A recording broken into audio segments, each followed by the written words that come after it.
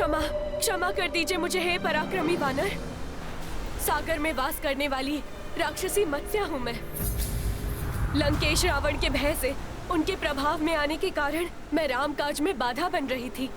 मुझे क्षमा कर दीजिए, क्षमा कर दीजिए मुझे, क्षमा कर दीजिए। सखा,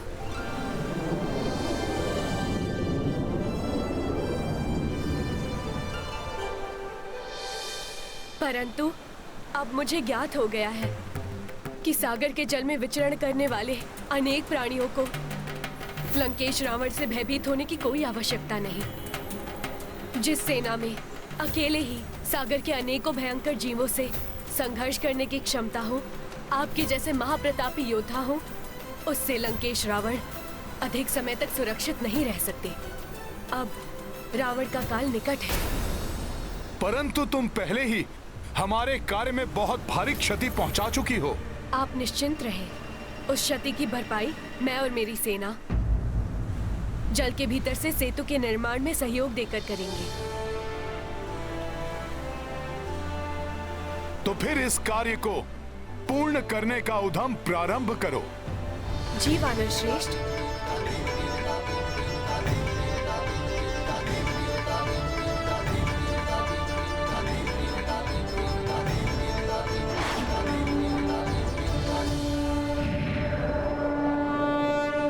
तुमने अपनी मृत्यु को स्वयं निमंत्रण दिया है।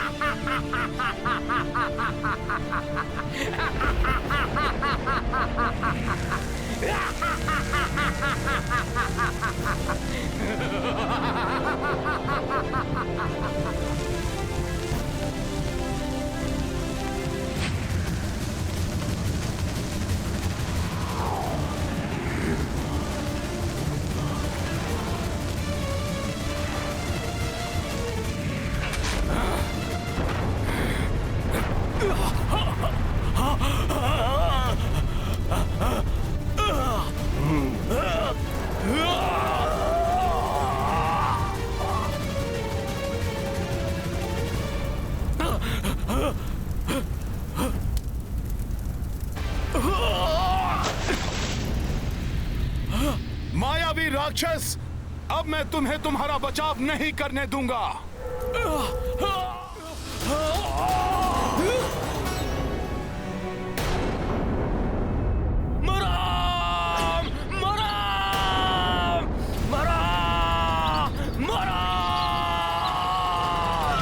माता, आश्चर्य है, आपने ठीक कहा था कि भस्मलोचन तो प्रभु श्री राम का नाम जपते हुए वहां से लौटा है, और उसकी अवस्था देखकर तो लगता है कि वो प्रभु श्री राम का नाम जपते हुए ही अपने प्राण त्याग देगा।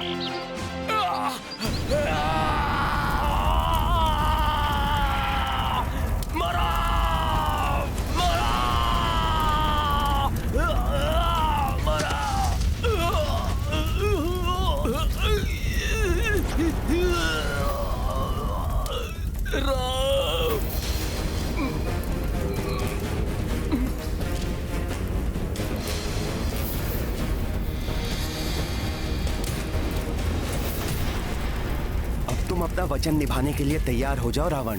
तुम देखते रह जाओगे और सेतु निर्माण का कार्य पूर्ण हो जाएगा। यदि सत्य में उन वानरों ने उस सागर पर सेतु बना लिया तो रावण स्वयं ही उस सीता को ले जाकर उस नर को सौंप देगा। अब माता सीता को सौंपने और प्रभु श्री राम के चरणों में गिरकर क्षमा याचना करने के लिए तैयार हो जाओ रावण।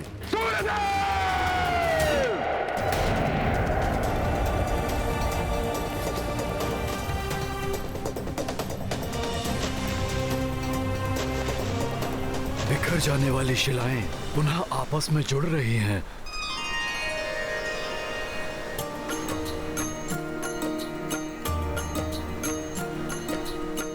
दुष्ट राक्षसों का कर अंता, सेतु काज पुनः आरंभा। श्रम महभागी भय जलचारी, पवन तनय उत्साहित भारी।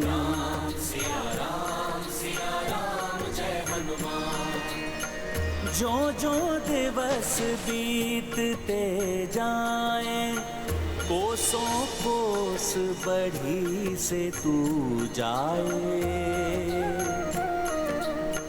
काज निकट होने संपन्ना, देखी भये रघुवीर प्रसन्न। प्रभु के आदेशानुसार मेरु पर्वत का उपयोग सेतु निर्माण में तो ना हो सका, किंतु इस पर्वत को तो मैं अवश्य ही ले जा सकता हूँ।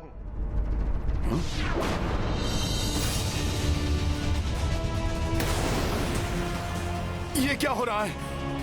इस पर्वत की मिट्टी ने स्तंभित कर दिया है मुझे।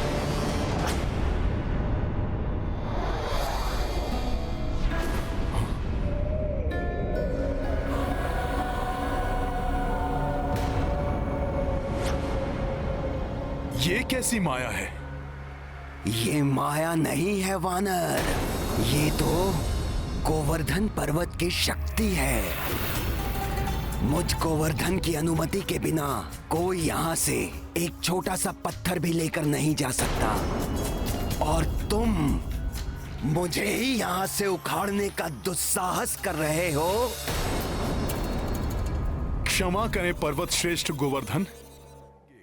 ना तो मुझे यहाँ से कहीं जाना है, और ना ही यहाँ से मेरी अनुमति के बिना कोई मुझे कहीं ले जा सकता है। क्या? हाँ?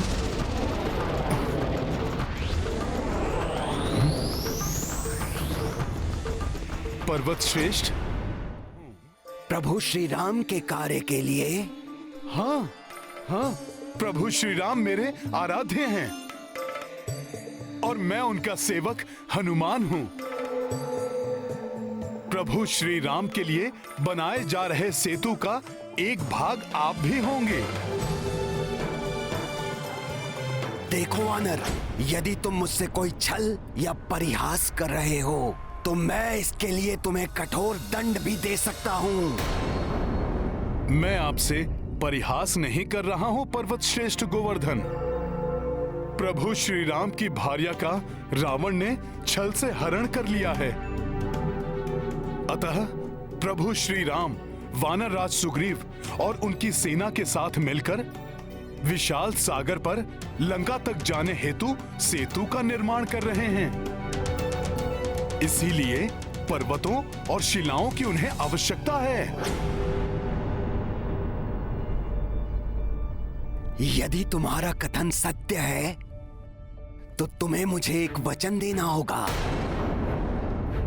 तभी मैं तुम्हारे साथ चलूंगा। प्रभु के कार्य को संपन्न करने के लिए मैं कोई भी वचन देने को प्रस्तुत हूं पर्वत श्रेष्ठ। प्रभु श्री राम के दर्शन और उनका स्पर्श मोक्षदायी है। मुझे वचन दो हनुमान कि तुम मुझे प्रभु के कर कमलों का स्पर्श सुख दिलवाओगे। आपकी श्रद्धा और भक्ति स्वयं ही आपको प्रभु के दर्शनों के अधिकारी बनाती है पर्वत श्रेष्ठ। फिर भी मैं आपको वचन देता हूं कि प्रभु स्वयं आपका स्पर्श करेंगे पर्वतराज गोवर्धन। तत्पश्चात ही आपको सेतु का भाग बनाया जाएगा।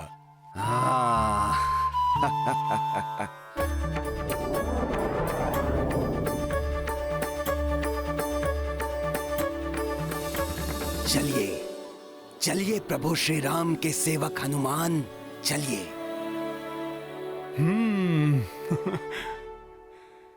आशा है कि आज सेतु निर्माण का कार्य पूर्ण हो जाएगा।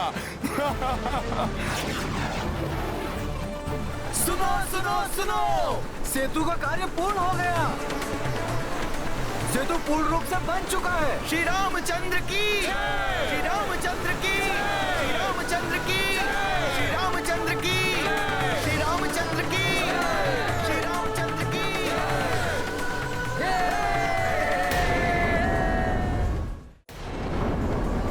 मेरे वानर वीरों, सेतु बंधन का कार्य पूर्ण होने पर मैं बहुत प्रसन्न हूं।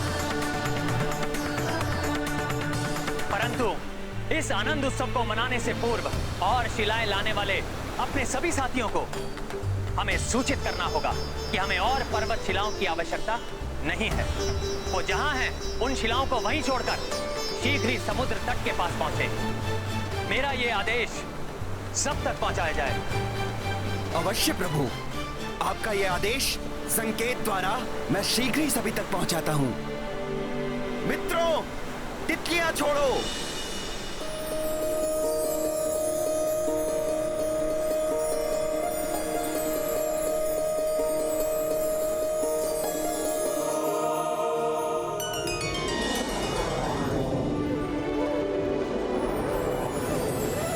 ये रंग बिरंगी तितलियां, अर्थात सेतु निर्माण का कार्य पूर्ण हो चुका है।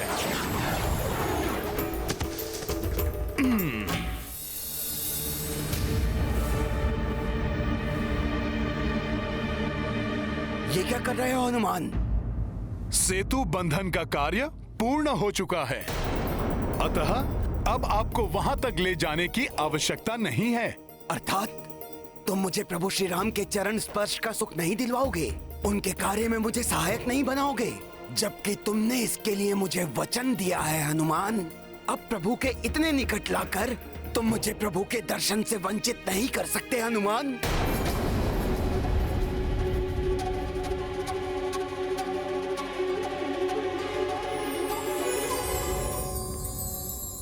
किंतु पर्वत श्रेष्ठ, ये उड़ती हुई तितलियां इस बात का संकेत हैं कि सेतु बंधन का कार्य पूर्ण हो चुका है। अब मैं ही नहीं और जो भी अन्य वानर हैं, उन सबको प्रभु के आदेश के अनुसार पर्वत और शिलाएं आदि छोड़कर शीघ्र ही समुद्र तट पर पहुंचना अति आवश्यक है। मैं प्रभु के आदेश का उल्लंघन नहीं कर सकता पर्वत श्रेष्ठ। क्या तुम अपने वचन का पालन नहीं करोगे? तुम्हारी नीति, तुम्हारी मर्यादा का क्या होगा? हाँ, वचन की मर्यादा तो निभानी ही होगी मुझे। मैं प्रभु से विनती करूंगा, वो मेरी विनती अवश्य पूर्ण करेंगे पर्वत श्रेष्ठ। आपको भविष्य में प्रभु का स्पर्श अवश्य प्राप्त होगा पर्वत श्रेष्ठ। किंतु इस समय मुझे प्रभु के आदेश का पालन करना है पर्वत श्रेष्ठ। अतः आप मुझे इस पवित्र ब्रज भूमि पर आपको स्थापित करने दीजिए। यदि अब भी आपको मेरे कथन पर विश्वास नहीं है, तो मैं सूर्य, धरती, आकाश सबको साक्षी मानकर शपथ लेने के लिए भी प्रस्तुत हूं। प्रतीत हो रहा है आपको अब भी मुझ वानर के वचन पर विश्वास नहीं है। ऐसा नहीं है हनुमान, तुम राम भक्त हो, तुम प्रभु श्री राम के सेवक हो, इतना ही पर्याप्त है मेरे विश्वास के लिए। कदाचित मेरे भाग्य में कुछ समय की प्रतीक्षा और लिखी है प्रभु श्री राम के दर्शन के लिए। मुझ पर विश्वास करने के लिए धन्यवाद पर्वत श्रेष्ठ। धन्यवाद के पात्र तो तुम हो हनुमान, भले ही भविष्य में हो, किंतु तुम्हारे कारण मुझे प्रभु के कर कमलों का स्पर्श सुख तो प्राप्त होगा। अब मुझे आज्ञा दीजिए पर्वत श्रेष्ठ। प्रणाम। जय श्री राम। सेतु, प्रभु के लिए सेतु।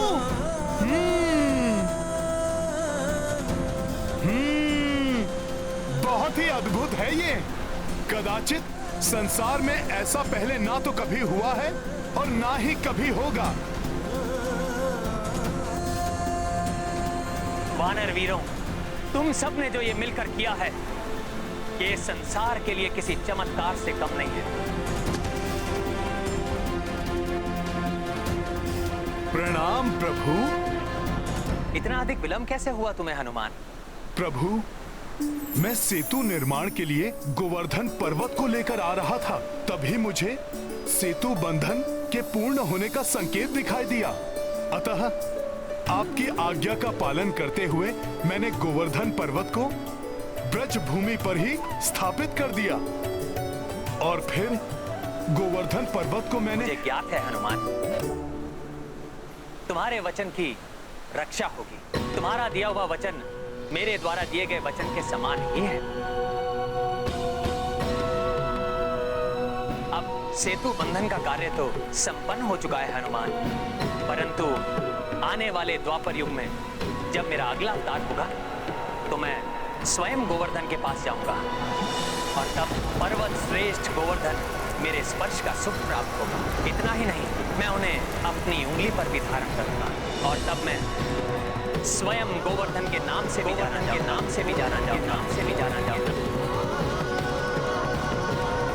उस दिन से गोवर्धन को, उसके एक एक पत्थर को मेरा स्वरूप मानकर संसार में पूजा जाएगा। प्रभु, आपने तो अपने भक्त के वचन का मान रखने के लिए उससे भी बड़ा वचन दे डाला। प्रभु आप महान हैं, आप महान हैं प्रभु, आपकी सदा ही जय हो। जय श्री राम, जय श्री राम, जय श्री राम। प्रभु, अब ये सेतु आपके चरण कमलों के स्पर्श के लिए प्रस्तुत है।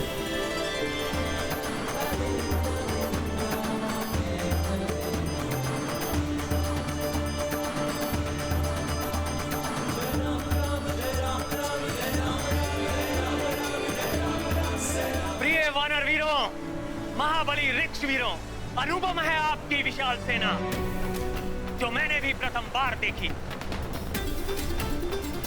मैं रघुनंदन राम आप सबको धन्यवाद देना चाहता हूं। आपके प्रचंड प्रयास के कारण वो असंभव कार्य संभव कर दिया जो कदाचित देवता भी ना कर सके। मेरे लिए किए गए इस अनुपम कार्य के लिए मैं सदैव आपका आभारी हूं और इस कार्य में आपके साथ कोई और भी है जिसने अपने पूर्ण सामर्थ्य के अनुसार आपका सहयोग किया।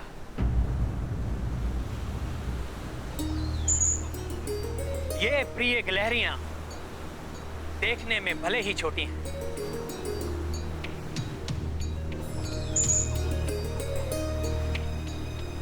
परंतु इनका प्रयास बड़ा है, अतुलनीय है इनका श्रम। मैं सदैव इनका कृतज्ञ रहूंगा।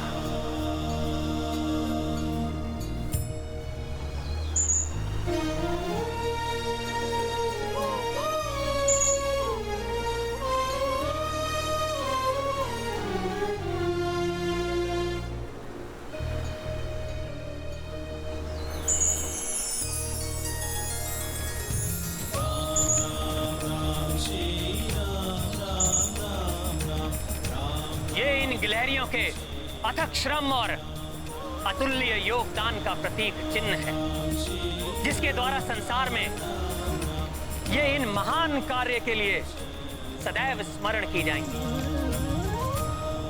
हनुमान, समय आ गया है अपनी विशाल वानर सेना और ऋक्ष सेना को लंका पर कूच करने के लिए सज्जित करने का। जो आज्ञा प्रभु। जय श्री राम, जय श्री राम।